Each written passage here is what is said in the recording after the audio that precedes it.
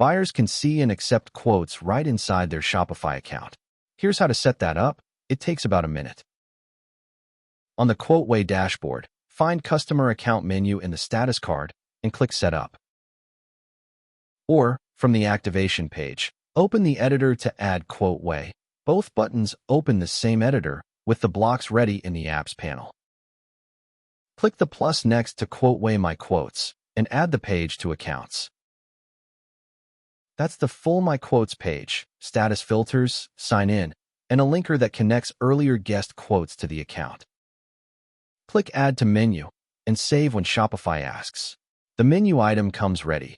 Hit Save, and My Quotes joins the account navigation. Worth one more minute.